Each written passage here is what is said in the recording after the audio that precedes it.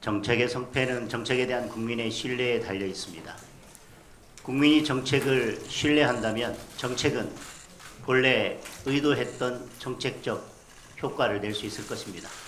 그러나 정책에 대해서 국민이 신뢰하지 못한다면 결국은 정책은 반대 방향으로 가고 부작용만 낳게 될 것입니다. 지금 영상을 보셨지만 이재명 정부와 더불어민주당의 부동산 정책, 국민들이 신뢰할 수 있겠습니까? 이미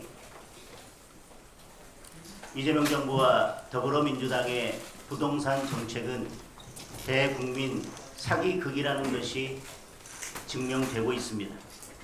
수억, 수십억 빚을 내서 집을 사는 게 맞냐며 내 집 마련의 꿈을 비난했던 여당 원내대표는 이미 초고가 지역에 초고가 아파트를 가지고 있었습니다.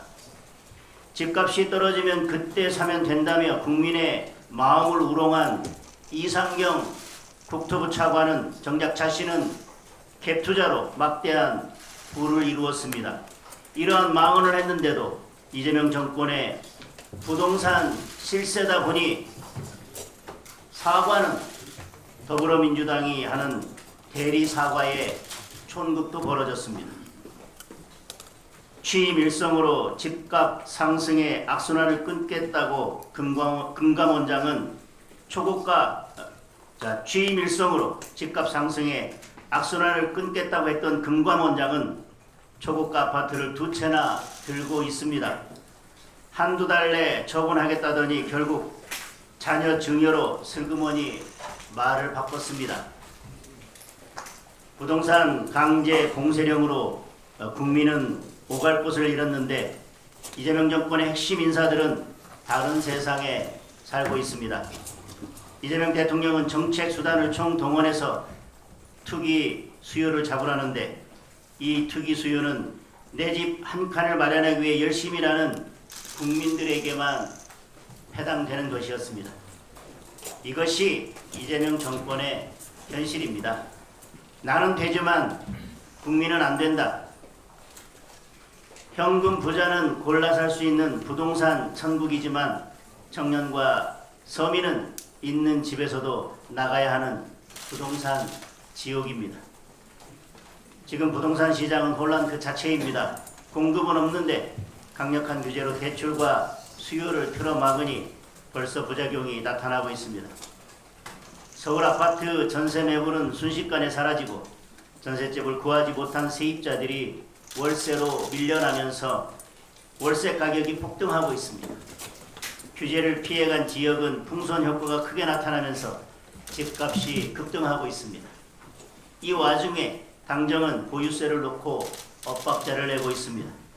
경제부총리는 강력한 보유세 강화를 들고 나왔는데 여당 내부에서는 두 목소리가 나오고 있습니다. 국민을 대신해서 강력히 경고합니다. 보유세 강화는 집 가진 국민도 집 없는 국민도 모두 고통받는 민생 고문 정책일 뿐입니다. 집 있는 국민은 집을 가진 죄로 세금 폭탄을 맞게 됩니다. 집이 없는 국민은 집이 없는 죄로 세금만큼 폭등한 전 월세값을 지불해야 합니다. 열악한 주거 환경으로 밀려나는 주거 난민들이 많아질 것입니다. 부동산 규제 중독인 이재명 정권은 집값을 잡기 위해 더 센 규제를 연달아 내놓을 것으로 예상됩니다. 그 결과를 국민 모두가 잘 알고 있습니다. 민생 파탄입니다. 부동산을 그저 투기 수요로 치부하는 삐뚤어진 인식과 규제와 세금으로 시장을 통제한다는 잘못된 판단 위에서 나온 부동산 정책은 반드시 실패할 것입니다. 국민의 부담만 더욱 커질 뿐입니다. 국민의힘은 어제부터 제가 위원장을 맡은 부동산 정책 시장 정상화 특위가 가동되기 시작했습니다. 국민의힘은 국민의 주거권과 내 집 마련의 꿈을 짓밟는 이재명 정권의 부동산 폭정에 맞서 싸울 것입니다. 공급이 필요한 지역은 공급을, 수요가 필요한 지역은 수요를 창출하는 합리적이고 현실적인 부동산 정책을 내놓겠습니다. 중국의 조용한 침공이 진행되고 있습니다. 중국은 지난 2018년부터 서해 잠정조치 수역에 사전 협의도 없이 무단으로 불법 철골 구조물을 설치해 왔습니다. 우리가 항의해도 양식시설이라며 뻔뻔하게 넘어갔습니다. 그런데 최근 이 양식장에서 5명의 인원이 발견됐습니다. 고속정에 잠수복을 입은 사람까지 도무지 단순한 어민이나 어업활동으로 보이지 않습니다. 우리는 중국의 이러한 작태가 결코 낯설지 않습니다. 중국은 이미 남중국해에서 같은 수법을 보여준 바 있습니다. 시작은 작은 구조물 하나였습니다. 이 거점이 인공섬이 되고 마지막에는 대형 활주로와 미사일 무기고 항공기 경납고까지 갖춘 핵심 군사기지가 되었습니다. 남의 집 귀퉁이에 짐 하나를 가져다 놓고 주인을 안심시킨 뒤 조용하게 살림을 늘려가면서 결국 집 전체를 차지하고 주인 행세를 하겠다는 것입니다. 이것이 중국의 방식입니다.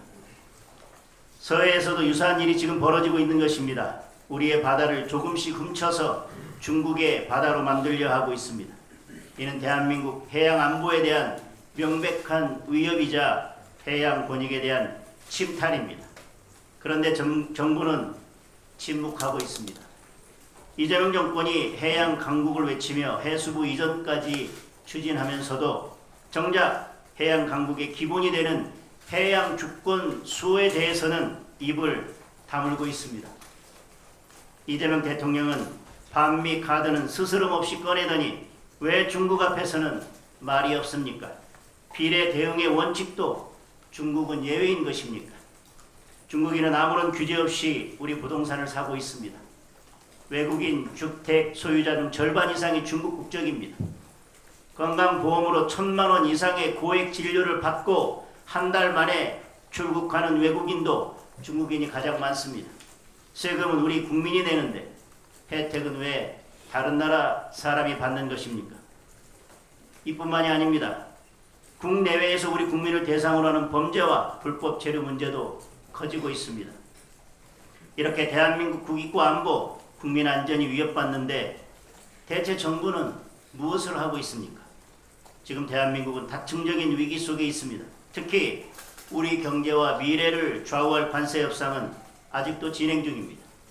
이러한 중대한 시기에 삐뚤어진 이념과 인식에 젖어 한미 동맹을 훼손하고 국민 안전을 해치는 막말들이 쏟아지고 있습니다.